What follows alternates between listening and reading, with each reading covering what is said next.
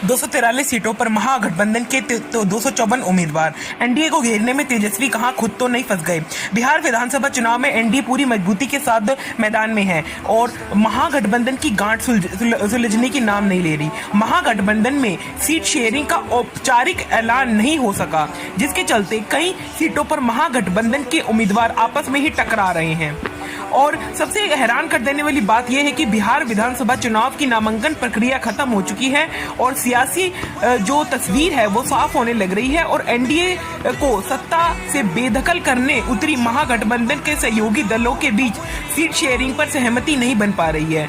इस तरह की सीट शेयरिंग फॉर्मूला की औपचारिक घोषणा नहीं हुई है, लेकिन नामांकन समाप्त होते ही यह बात साफ हो गई है कि कितनी सीटों पर किस्मत आजमा रहे हैं।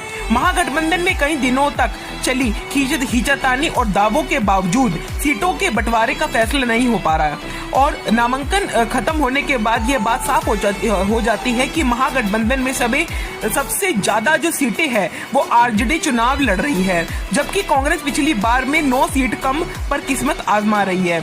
और बिहार चुनाव के नामांकन खत्म होने के बाद सामने जो तस्वीर आई है उसमें प्रदेश की कुल 243 सीटें पर महागठबंधन की तरफ से 254 उम्मीदवार के मैदान में उतर चुकी है। इस तरह 11 सीटों पर महागठबंधन की तरफ से 2-2 उम्मीदवारों ने ताल ठोक रखी है और एनडीए को घेरने की प्लानिंग जो है तेजस्वी यादव ने खुद अब वो इस बात के सोच में पड़ चुके हैं कि जो एनडीए को घेरने की प्लानिंग जो तेजस्वी यादव ने की थी कि कहीं वो उसमें खुद ही तो नहीं फंस गए।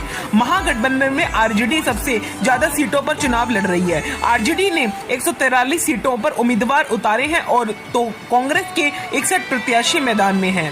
इसके अलावा सीपीएल माले 20 सीट पर और सीपीएल 9 सीट पर और सीपीएल 4 सीट पर मुकेश साहनी में भी आरजेडी की तरफ से लड़ रहे हैं और 70 सीटों पर चुनाव लड़ा जा रहा है। सब्सक्राइब करें।